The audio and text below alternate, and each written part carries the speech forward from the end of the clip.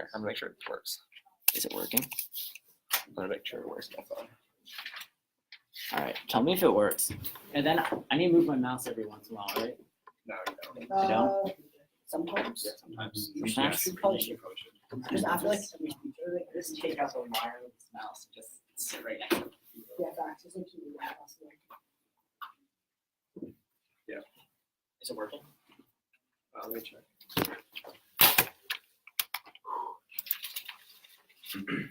Yo, 3 people are watching already. It is indeed working. Nice. Cool. Cool. Working? It's working. Who else is watching? Jasper, Andy, Tim. Who's Tim? Oh, Tim Palmer. Tim Palmer. Yo, Jasper's like, whoa. All right. Cool. Yo, that's gonna like keep going. Okay. Yo, we got 4 views. Yo. Let's 4 go. views, let's go.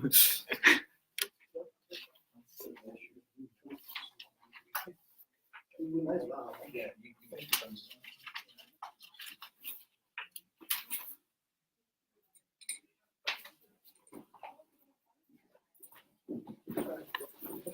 yeah, I think you can. Yeah, that's fine.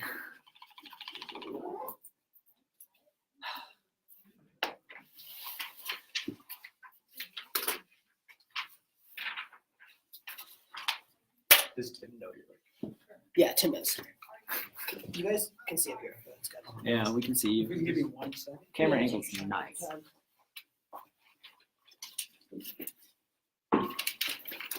Okay.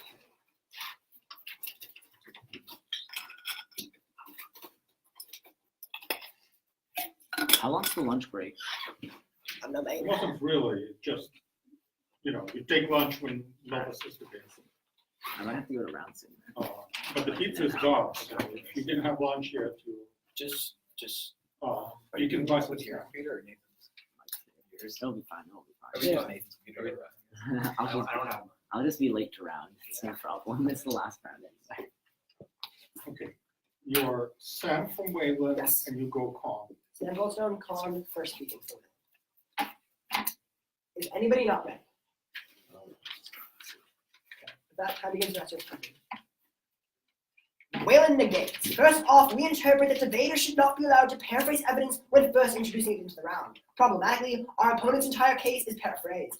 Paraphrasing evidence is unfair for 2 reasons. First, forcing debaters to directly read quotes ensures that the arguments are the same as what their author intended. When they paraphrase, they can misrepresent their evidence to give the native arguments that we cannot respond to, and they can easily win the round. Second, if I want to know what the evidence says, I have to use my prep time to call for it, while they can just listen to my speeches, which have directly quoted evidence, meaning that I have less prep time than them to form a good round strategy. Having a fair debate is important for 2 reasons. First, when debate is unfair, people think that the cost of debate, like the time and work they put in, outweigh the benefits, like winning trophies, since they still don't win. So then people decide to leave the activity, which is really bad, because debate is an educational activity that can teach us real-life skills. Second, judges are asked to vote for who the better debaters are. Everyone needs a fair chance to present their arguments and refute their opponent's claims, or the basis for determining the better side is completely skewed and you can't tell who the better debaters are. Thus, you shouldn't vote for my opponents for 2 reasons. First, we had to take a part of our speech time to point out their unfair paraphrasing so we couldn't read more of case, hurting our chances of winning the argumentative side of this debate. Second, refusing to vote for my opponents would send them the signal that this strategy is not okay and sets a meaningful precedent. If they win this round, however, then they will ignore their own abuse and continue to paraphrase in later rounds and tournaments. With this in mind, let's talk about the topic. We have one observation. Evaluate structural violence first. Farmer 06 of Harvard University describes structural violence as social structures, economic, political, legal, religious, and cultural, that stop individuals, groups, and societies from reaching their full potential, such as racism, poverty, and inequality. We believe that whichever team best prevents structural violence should win for 2 reasons. First, the repercussions of structural violence are disastrous. Bauer 16 of Oxford University writes that the fatal consequences of structural violence globally have been about 130 times greater than direct violence. Second, the disadvantaged are ignored right now. Balma continues that because they seem so ordinary in our way of understanding the world, unjust structures appear almost invisible. Since marginalized people have no voice, we must create a discussion around their suffering. Thus, our sole contention is housing hatred through gentrification. Hobbs 18 of the Huffington Post writes that due to fewer people putting their homes up for sale, fewer plots being available for development, and a nationwide shortage of construction workers, developers can only make a profit on high-end apartments. This rise in building prices means a rise in rent prices. As Strong 17 of Georgetown University notes, that an increase in the price of buildings widens the gap between the price of the building and the income that the landlord gets from renting the building. So in turn, the landlord increases rent prices. Unfortunately, Layson Howard 19 of the Spruce explains that a landlord who owns market rate housing is free to rent the space at whatever price the local market may fetch. Thus, since building prices are increasing rapidly, landlords with free reign would be able to jack up rent prices. As a result, True 18 of Shelter Force finds that the market rate housing is linked to mass displacement of low-income residents, since those who remain in gentrified neighborhoods overwhelmingly occupy rent-stabilized units, which would cease to exist in the out-world. Problematically, Strong furthers that displacement in such places is disproportionately borne by low-income individuals of color, since new buildings are usually intended for upper-income white families. Plasdex 18 of KQED News corroborates that when you look at where the impact of displacement is most heavy, it's disproportionately on Black and brown communities. The impact is severe. Even if people keep their homes, Wayland 17 of the Journal of Emergency and General Medicine finds that the process of gentrification includes social exclusion of those who remain in gentrified neighborhoods, reinforcing inferiority and racial and economic power structures. She furthers that displacement during the process of gentrification is known to impact mental health and lead to housing insecurity, food insecurity, and homelessness. Moreover, Wayland 17 of the Atlantic writes that in a neighborhood that's gentrifying, there is a demand on the part of new residents for safety. As a result, enforcement of low-level offenses and aggressive policing against Black and brown people increase. Quantifiably, the Metropolitan Council of Housing finds that rent stabilization is providing rent and eviction protection to 2.5 million residents in New York City alone. Thus, Wayland negates.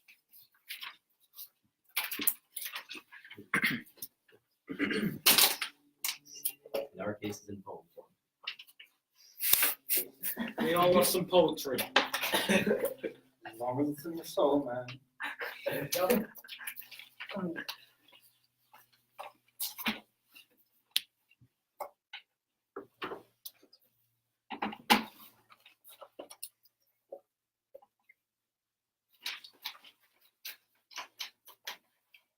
All right, before we begin, one house, two house. Red house, blue house. Are my judges, is my opponent ready? Judge ready? Opponent ready? Then let's begin. We affirm the resolution. In order to achieve the right solution, affordable housing is contention one, the affordability crisis can finally be done. According to a 2018 article from The Nation, over 20.8 million Americans have a tough rent situation, and over 500,000 Americans are currently homeless. Unfortunately, this issue in the future will be a mess. CNBC reports that housing prices currently equate about twice the average worker paying the inflation rate. Fortunately, we can stop the situation from going sideways, because building market rate housing solves in three ways. The first way that we can improve the situation is by increasing housing infiltration. Currently, the demand for houses is very high, but the problem is a lack of supply. So developers can put houses on the market for high prices, but the quality of the houses are total surprises. As such, the housing market is thrown into disarray, and only those at the top who have the ability to pay. Building market rate houses solves the problem at hand. Badger of the Washington Post explains that increasing supply would match demand. Bringing prices down and making prices stable, as such putting affordable houses on the table.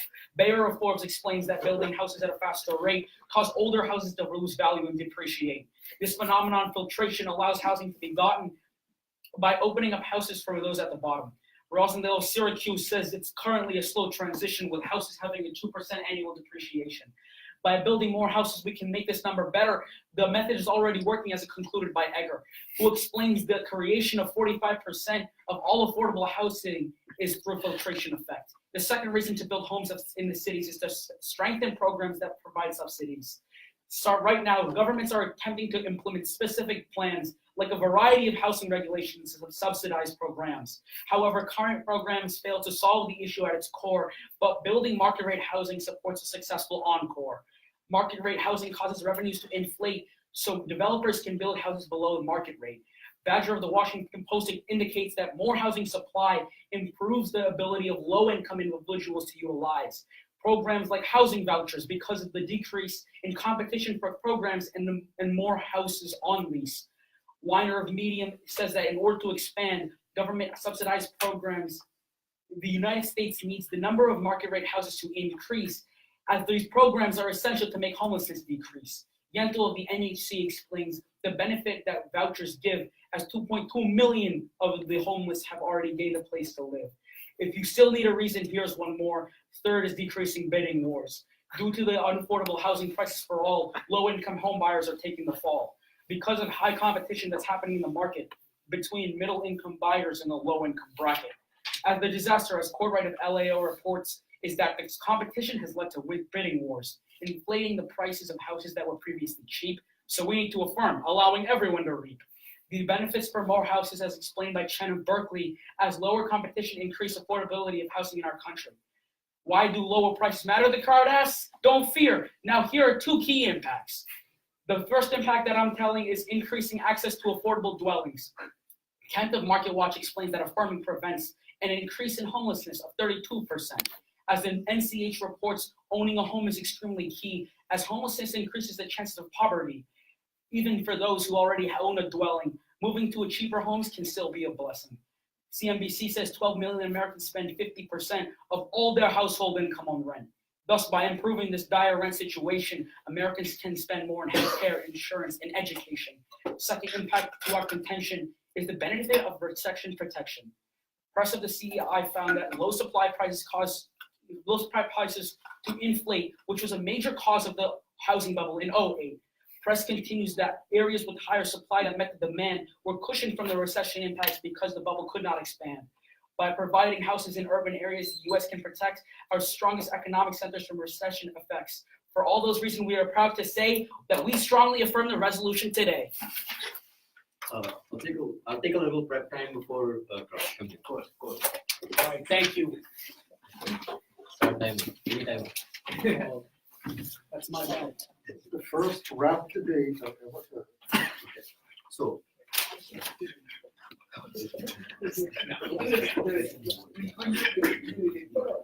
We're doing it to the end.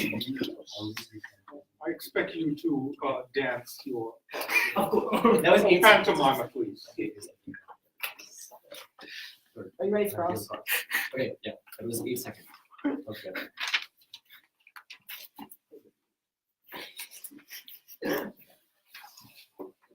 have the first question, mate, right? Of course. Cool. So let's talk about affordable housing. Right. So how does the government implement policy?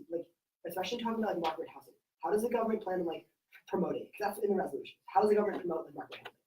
Right. The United States, what it does is takes these companies that want to build houses in these urban neighborhoods, like the Bronx where I'm from, and they can increase the amount of houses that these companies are allowed to build, right? Because sometimes there's zoning restrictions and whatnot, right? So they take away zoning restrictions? Not necessarily, but that's just one of the many plethora of ways that they could perhaps do this, All right, can I ask a question? Of course. All right, so does the education of what we're doing increase if there's more evidence or less evidence? The educational value of this activity. There's more evidence or less. I would say it only increases if the evidence is real evidence and not paraphrase. Kind of question? All right, yep. Sure. So on this idea about homeless, about vouchers, right? In the past, how many people have been lifted completely out of poverty or out of homelessness permanently from vouchers? Well, I don't have the numbers on them specifically, but my partner can come here and tell you something specific in a second, right? But housing vouchers are huge to the economy, right? They're huge. Huge. They're going to help the economy in the future, as the lower income can help, right? Can I have a question? Of course. Of course. So now I'm going to ask you something real specific. Do you use full cards or do you paraphrase at every other turn? No, we use cut cards. Oh, you use cut cards. So you don't use full cards at every single tournament. And you're making No, cut cards. We cut the card and the card we cite in case always, and the card we cite in rebuttal always. So are you telling me you never paraphrase? I'm telling you, I don't paraphrase. It's I think perfectly valid. That's why I read you the entire thing. All right, thank you. Do you have a question? Sure. Yeah. So, what is the educational value of paraphrasing if it's just misconstrued sometimes and can just get worse every single time people do it wrong? Well, the problem is if we don't have time to paraphrase, we're not going to have time to get so much evidence out there. And the educational value of the activity we're doing decreases inherently, right? No, it doesn't. Because I would say it's way better to have less evidence, good analytics, and actual good evidence rather than just a big card dump. When you hear a rebuttal, would you rather have a rebuttal with a bajillion cards or a rebuttal with 2 or 3 cards with really good analytics and really good defense on someone else's case? Well, hold on a second. Take it easy. You're saying just because I'm paraphrasing it means my evidence isn't good? No. You want to see the cards? I got the evidence. We're saying that it's really easy for you to misconstrue the evidence. There's like paraphrasing is really bad. Take it easy. I'm telling you everything I saw online. Hey, go back to the Bronx. Oh, whoa, we're getting pretty racist out here. All right. Okay. I have a question if you don't mind. Of course, go ahead. All right, so you say displacement happens because of market rate housing, right? But how much actually happens because of the market rate housing? 3 times happens when the gentrification happens, which is like the direct link from market rate. But is okay. All right. And can we see your card for that later? That it's true. I thought it was gonna be beautiful. Do you want to see it before? For sure. Cool. I'll find it from Chio. True, of course. It's just a few times. Yeah. Sorry, true, right? Perfect. How about this one? There you go.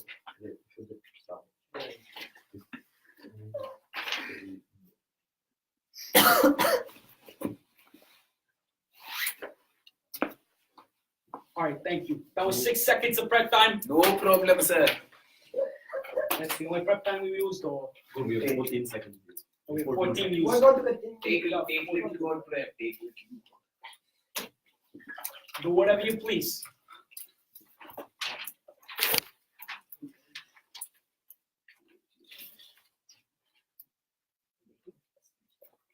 I have to not paraphrase cards.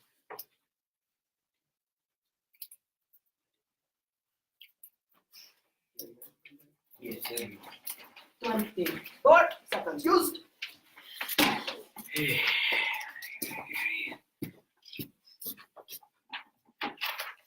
Give me the time. Give me the time. That's not done.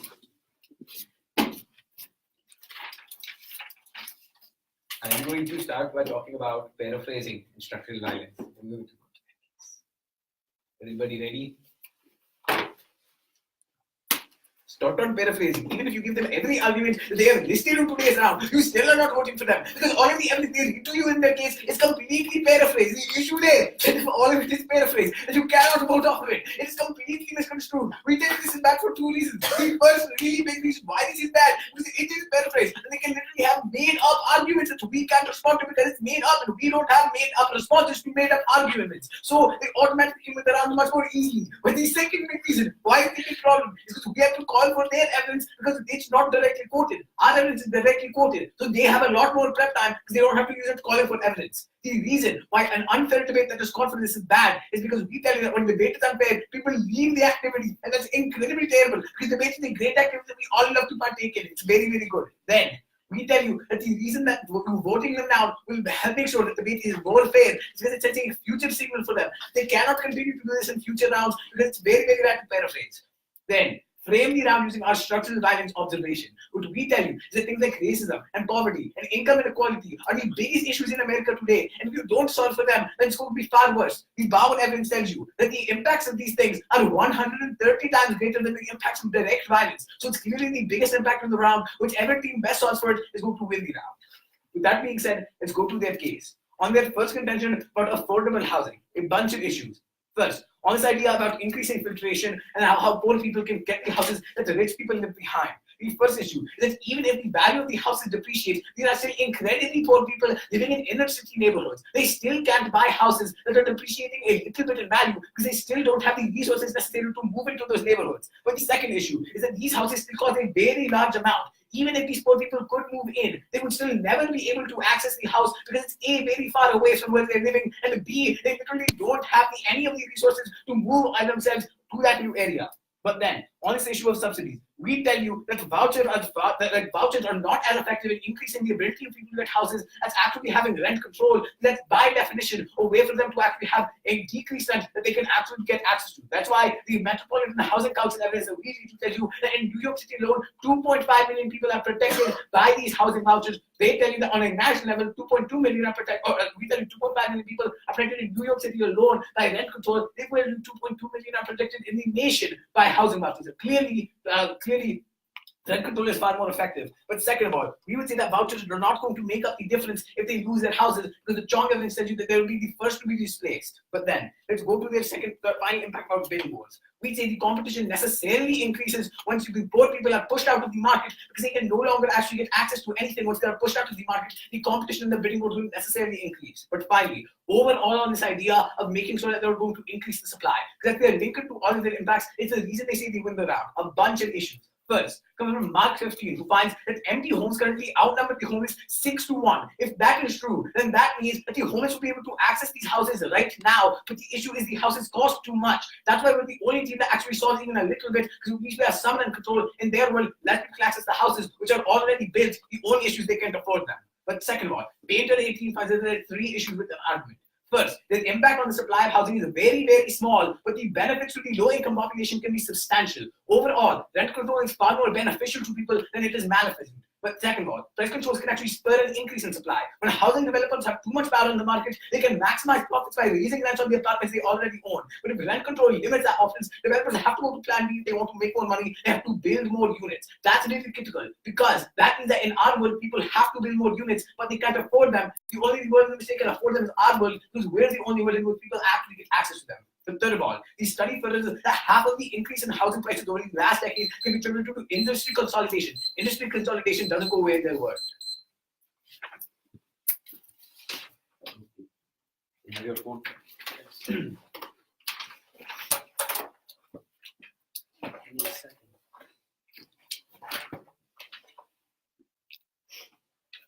Very, thank you. Thank you. Press the clock. What is the, oh, Thank you for the thank you, thank you. stopwatch. That's what you need, right? The clock. Yeah. Thank you. Thank you. Everybody ready? Okay, I'm going to start on their case. Yes, and then come, or no, on my case. Oh no, their case and then come to my case. Okay.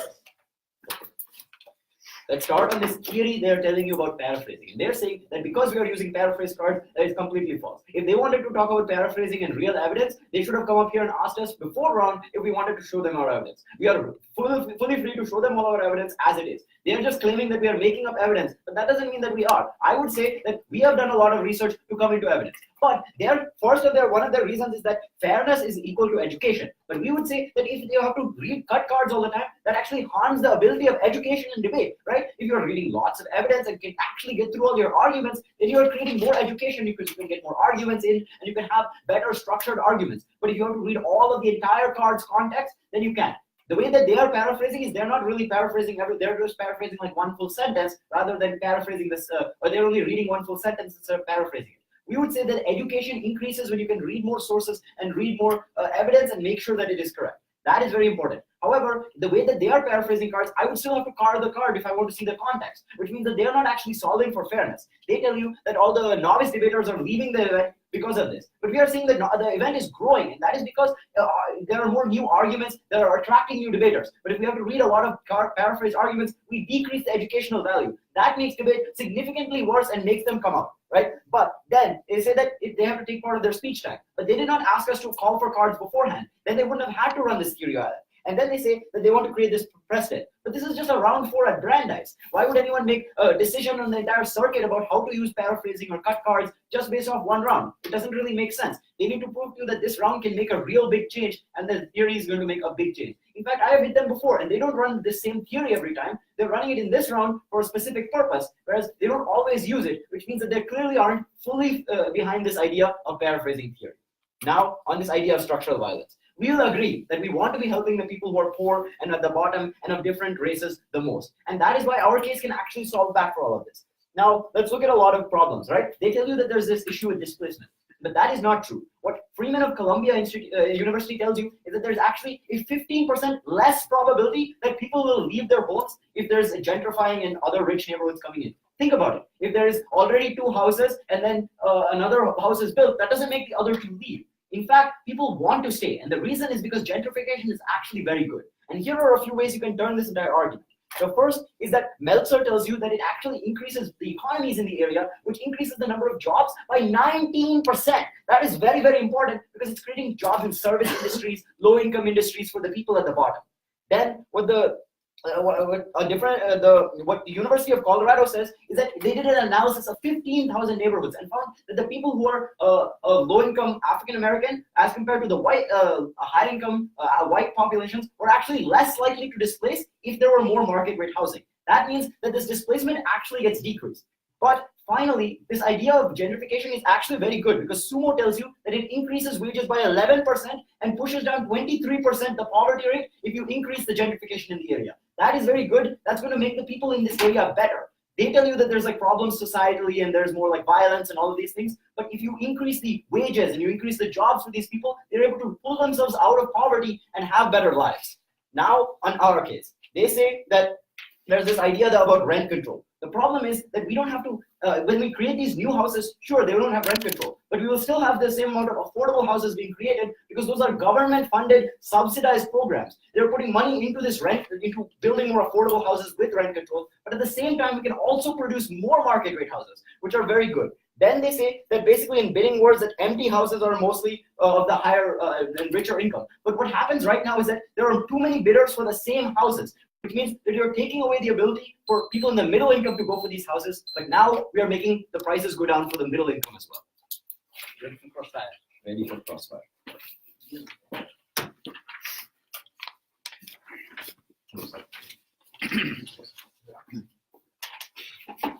Everybody ready? Yes. Can I ask the first question? Sure. Sure. So on our case, you tell me there's less probability of a person moving out. Oh, sorry, no, not on that. You tell me that like there's going to be So you tell me it's less likely for a person to move out if the market rate, if the housing is market rate, right? No, I'm saying that if there is more market rate housing and they're increasing the economic value of the entire neighborhood, people don't want to leave, and that is why we are seeing 15% less people leave in So those so areas. even if there's less people moving out, how does like a gentrification? Would you consider that gentrification would still happen? Well, yes, but I'm saying that So gentrification is a good thing and that it keeps more people in the neighborhood. But gentrification still happens, right? In some ways, yes, Okay, there are more that's jobs fine. created. Okay, that's fine. You can ask the question. So when you're talking about this idea that that bidders are only going for the top or whatever, right? Yeah. There is still more houses. So if there are more houses at market rate and the middle income want to be investing into these houses, right? There are less people who are competing for the same houses, right? Or the same people competing for more houses. Okay, what we tell you that even if you increase the supply of houses, you would like severely contest that with all the evidence we read at the bottom that you don't respond to. But what we would say is that on this idea about how more people will be like spread out on bidding, no, what happens is that the rich people just continue to bid out the poorer people. It doesn't change anything about their ability to actually get these houses in the first place. No, but even if right now they're the middle income and the low income who are competing for the market rate houses, correct? I mean, I'd say like high income people are also competing. Well, yes, but there are lots of different people competing. But if we're creating more houses in that category and the same amount of people want to buy it, doesn't it logically make sense that there are less people competing for each house? If the same amount of people want to buy it, what we would say is it doesn't really change anything. It's still bought up by very high income people. It doesn't change anything. No, the ability of very low income people to Okay, get but those say houses. there's 100 houses, and then we build an extra 100 houses, and there are 200 people who want to buy it. Okay. Now, instead of 2 people bidding on average for each house, there is 1 person for each house. Okay. So if there's less competition for these houses, the prices go down, correct? I mean, I would say that like you're also going to be increasing demand because we have like evidence that we read you telling you that they're going to also Wait, so increase more demand people for are just going to want houses and they're not going to sell Well, their yeah, houses? because once there's less affordable, once there's less rent control, then people want to invest. Okay, but more why in does houses, this that resolution increases the keep demand? the rent control? The current Because that's what control it says. stays. That's The what it less- said, right? No, but the less now what I mean tells you that they're going to be taking away rent control.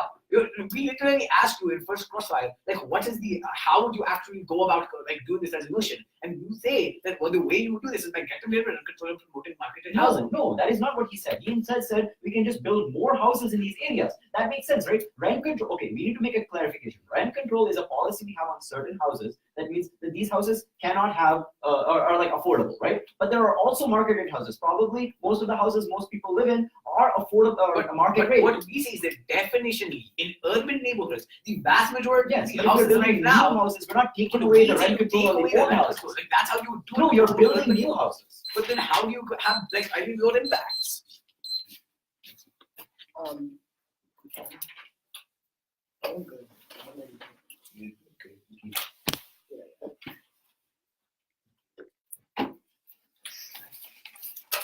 Order is going to be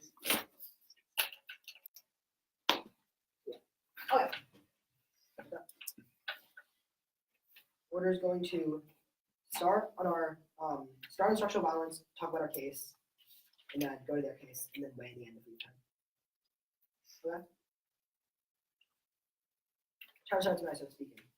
Structural violence are the boundaries based on race that minorities face every single day within America. Remember that structural violence is the most important thing in this round because Barrett of Oxford University writes in 2016 that the fatal consequences of structural violence globally have been about 130 times greater than for direct violence. And we like it better because they advocate for a system of oppression that forces landlords to build only expensive housing because that's what the market wants as per Hobbes' evidence. Displacement happens when gentrification happens. As Plasdek finds that low-income individuals of color cannot afford new housing. And Fayad writes that because of gentrification, aggressive policing against black and brown people increases. And Chu finds that 3 times as many people are kicked out in gentrifying neighborhoods with market rate housing than those that don't have market housing that are gentrified.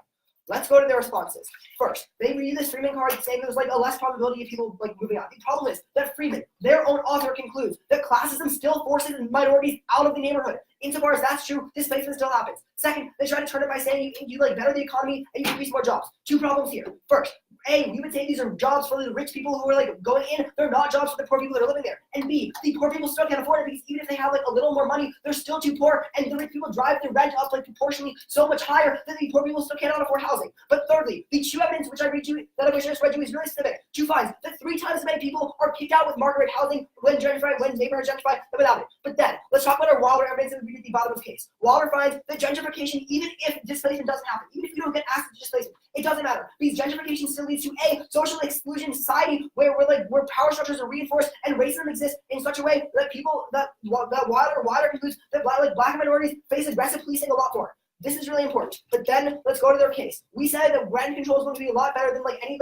government subsidies because it affects 2.5 million people in New York alone. Well, they're talking about 2.2 million people like nationally. And this is clearly not better. They say that government control still exists, but the problem is market rate housing literally means no government control. If you implement market rate housing, you implement no government control. And at that point, we can outweigh on magnitude because structural violence is going to affect people of 130 times worse. And we're going to outweigh on scope because in New York City alone, it relies on 2.5 million tenants is for rent control, while maximum may affect 2.2 million globally. I have 145 left, and yeah, 145. Yeah, I'll take it. Okay, yeah, that's good.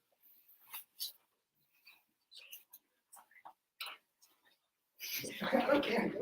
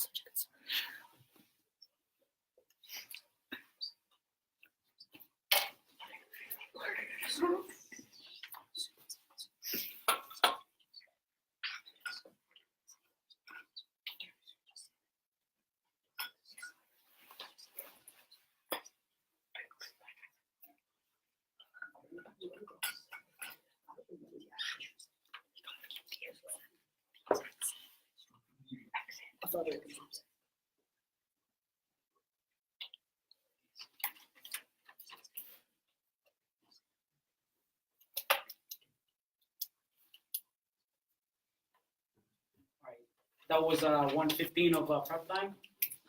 So we have 30 seconds. Good. All right, no worries. I really like math. What did you say? I love my math. He loves math class. You know, I love food class. I get to eat. I get to cook. I love those what's it called, cannolis. I love curry.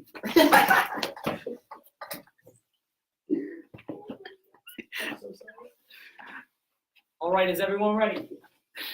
All right, just to tell you in the beginning, I'm gonna go over our case first, and then I'm gonna return to their case. All right? Is everyone ready once again? All right. So first, when we look at our second war, we say that bidding wars happen, right? But they come up here and tell you that bidding wars will actually cause a problem because the upper class and upper income people will go in there and take the bidding wars, right? But that's actually not that much of a bad thing. Because when we look at Joey the Bag of Donuts, right? He's really rich, he's got a donut shop, he's a millionaire. He goes up to the bidding wars and goes up and gives high prices, high prices, high prices. What happens is when we get these market house rates, what happens is that these bidding wars shift to the upper class, right? What this allows is that the lower income people can have more properties available to choose from. I love variety, and so do the lower income, right? Everyone loves the choices. And if more affordability happens because of this, bidding wars flow to the upper class, but that happens so that lower income gets more access. Now, subsidies, they respond to our subsidy argument by saying that rent controls are far better. But the problem is, those two are not mutually exclusive. We can do both in both worlds, right? Rent controls can still happen with market rate housing, but around the neighborhood. Just because we're building more houses without rent controls doesn't mean we take away the other rent controls that were already in place, right? We can do both. Therefore, we turn their entire argument on us, right? Why can't both exist? It's the best of both worlds. All right, let's go back to your argument, right? We go in, they go and tell you that gentrification is so bad, but they only have one neighborhood's example. Our evidence, the Colorado evidence, has a whole general aspect on this. It takes 1,500 neighborhoods, the entire country is taken into account, and it says that gentrification is good and displacement does not happen that much, right? Gentrification is good, right? Because evidence shows, such as Friedman and Sumo, they both show that wages and jobs increase in these areas with market rate housing, right? Just because gentrification happens does not mean it's a bad thing. Investors move in, they increase the value of the entire neighborhood. The people who are already in those houses can now sell those houses for a higher profit. We're getting more money for the lower income. What's bad about that? Am I right? Now, their impact, they say that there's no government controlling societal problems are happening. Now, while we can't solve these societal problems, we can provide good wages and better jobs to these people to make sure these societal problems are minimized. And that's why we affirm. Stay positive. Stop. I'm so sorry. No throwing of furniture, please. Take it easy. No violence. No structure. Take it easy. No structural violence. You're going against your impact. All right. Everyone's right. Everyone. Okay. Sorry, wait. Okay. Okay. How you doing, son? Start the diamond. Timer broke. Okay. You doing good? Grand Cross. Yes. Okay, I'm starting now. All right. Can we ask the first question? Yep. Yes, sir. So you tell me about how these jobs will be created. So who will these jobs be created for? The jobs were created for service industry jobs for the poor. That is what the evidence says. You can The evidence is service industry jobs. It says service industry jobs, construction jobs, all sorts of different jobs. I can even find them. Okay. We'll ask for it after going my time. Big Pete is a construction worker and it helped them real good. Big Pete. Yeah, big feet. Big feet. I know Big Pete too. Okay, so when you're talking about all these societal problems, Yeah. how can we fix those problems in either world? We tell you that those problems happen when there is gentrification. Yeah, but those problems are happening because the society is racist, correct? That there's already aggressive policing, people go into these No, we neighborhoods. tell you aggressive policing happens a lot worse in your world. Yeah. Right, but it's already happening and people are going into the Yeah, neighborhoods. but that are right now, minority aggressive neighborhoods, policing isn't correct? as bad. What we tell you is aggressive It's a lot policing worse. It's Right, a lot but worse. is aggressive policing going to happen in places that are poor more or in rich places? Because right now the cops in are going rich into the- places, because this is the analysis we give you that you don't respond to, right? What we tell you is that once white and like higher income people move into the neighborhood, They get they're scared like, because oh, they're I on see much like higher people like I see like me, and they're like, oh man, that brown guy's probably going to hurt someone. So I need my police officer to make sure that he's not okay. So when white people enter the neighborhood, that's when they get scared of black and brown communities, and that's when they cause aggressive policing to increase. You can call for our evidence if you want. Can I ask you a question? Sure. All right. Let's talk about this idea about how so let's talk about the definition of our resolution, right? So you say that we don't take away the controls in our world. Absolutely. How? Because, here's the thing. Market rate housing means that we can't have rent controls on those specific properties, right? In urban neighborhoods. Right. But that does not mean that the rest of the urban neighborhood does not have rent No, wait, control. hold on. By definition, Hold on. that does not take away any of the rent controls in the hold on. other areas. No, but if we're promoting market rate housing in urban neighborhoods, the entire urban neighborhood is going to be market rate housing in your world. No. No, You can't- that's absolutely not the point. That's Right? really. I would say it's extremely abusive for you to pick and choose and say this house, No. house A, Okay, B, no, and no. C. No, here's the problem. The way rent control works right now is it's on affordable houses, correct? So why would they just go in and say, okay, this house was sold for a poor person, can I finish? It sold for a 4%. Suddenly now you can just sell it again at market rate. That's not how housing sell works. it again. It's just that you take away the restriction on that house. So Why that is they that? can Absolutely not. The government's Why would promoting you the development of new houses. New It's not houses. taking away the old restrictions. You still haven't answered the No question. wrecking ball destroys the old houses. The new houses are It's not getting like built. about destroying the new houses. It's that you take away the restriction. But the Those restrictions restrictions are are already there. developing more. Well, houses. the development means you also change old neighborhood. You That's market right. it No, out. That's If simply you not how definition- it works. I can use a dictionary definition. Development You want does to read not. dictionary? My favorite time is doing dictionary work. Development does not change. Ari, We were the minimum of a brand.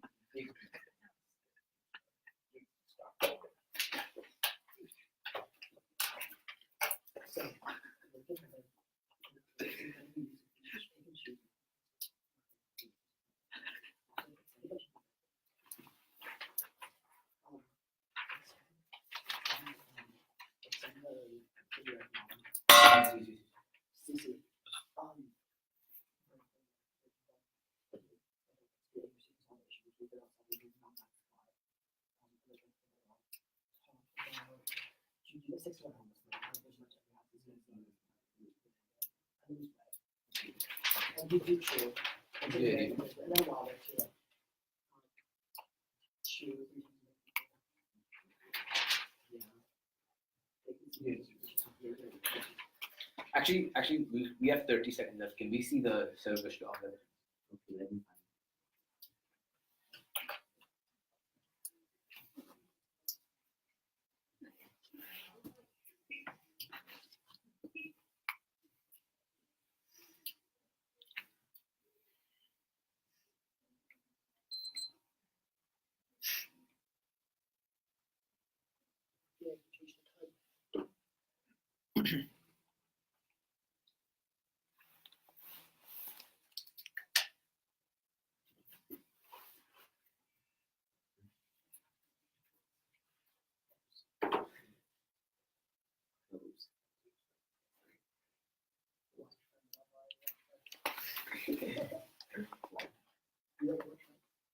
Of course I do. I have lots of friends. Reminds me of my time in India.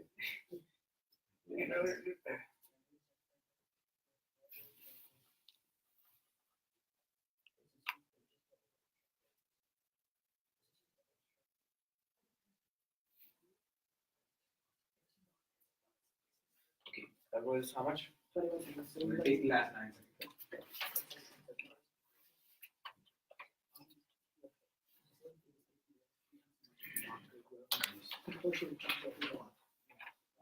I'm gonna set it for you. No fighting on partners. We lied. Just to give us a Bad bad computer. I'm going to start on our case and then I'm going to go to the case. Oh, great. I lost my flow, sorry. Everybody ready? Start on how you are framing the round. It's off about structural violence observation. They can see to it in their rebuttal and summary. At that point, you're weighing the round based off of structural violence, who prevents racism and poverty in America the most. The reasoning is the bound evidence telling you that the impact from structural violence are 130 times greater than the impact from direct violence is clearly the biggest impact on the round. They can see to this. It's how you're framing the round. With that being said, let's go to our case. They just extend this idea about how they have turned the argument is they're going to increase the economic ability of these neighborhoods. A bunch of issues. First of all, they incompetence by saying that there are jobs. But the issue is that called for their evidence. Their evidence just says that there are modest increases in the number of jobs. But what we say is this is far outpaced by the true evidence. The true evidence tells you that in neighborhoods that are gentrifying and in neighborhoods that there is more market rate housing, people move out at 3 times the rate as in neighborhoods where there is not that amount of market rate housing. That's what will far outweigh this. Because even if people will get jobs, this will push up in the neighborhood.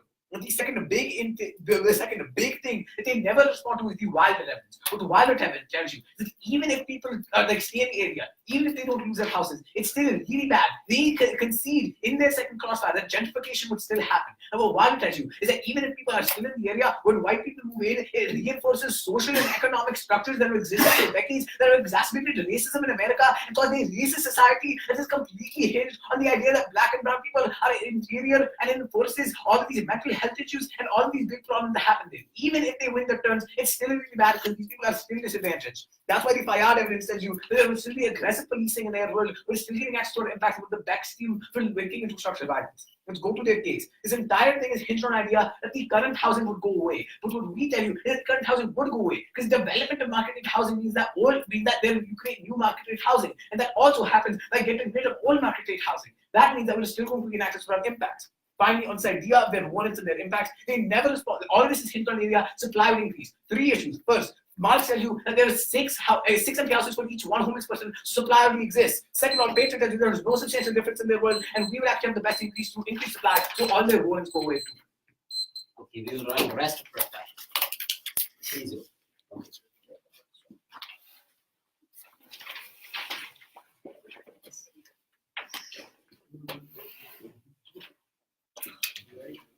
And very good. Time over. Take my phone. Thank you.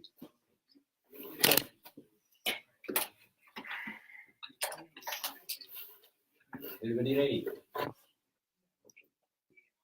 Oh, and to be very clear, I'm going to start going on their case, and then I'm going to come back to my case, and I'm going to explain why my case should always win. Okay, let's begin. Let us start with this idea of structural violence. Even if it is worse for those people who are in lower areas of like other minorities, we think that having economic benefits for those people will make them and push them out of poverty and help gain structural benefits. Now let us go to the specifics. They are giving this Chu analysis that is saying that in this one neighborhood or a few neighborhoods that they were comparing, that there was displacement was increasing.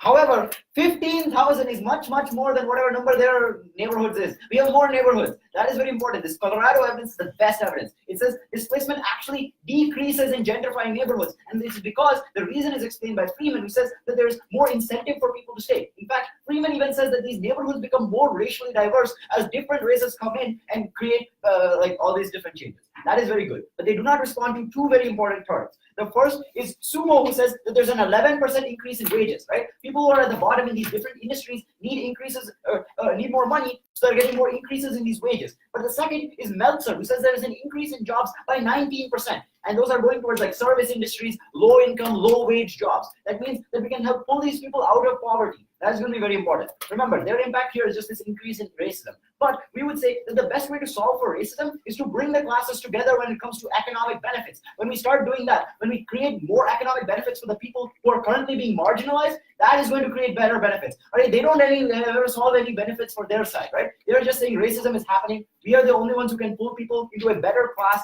and have them have better lives. Now, on our case, our best way to vote is going to be on our third warrant about bidding wars. What we are saying is that there are currently houses that are being bid on by the same people. But when we create more houses, we spread out the bidding, which decreases the cost of competition. We have the cleanest impact and the clearest one. You can actually quantify our impact. We have a number on it. We are saying many people, like the number of people who can be solved, about how housing vouchers have solved for 2.2 million people. We are helping give access to these homes as we are opening up these homes for people to be able to use them. That is going to be the cleanest argument because it outweighs by giving people houses who otherwise would not have them.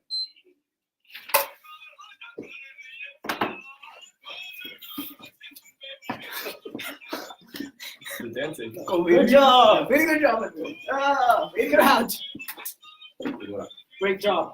Very good job. Thank you. Thank you. Sam, you were right. It was the most entertaining debate I have seen. Thank you for that.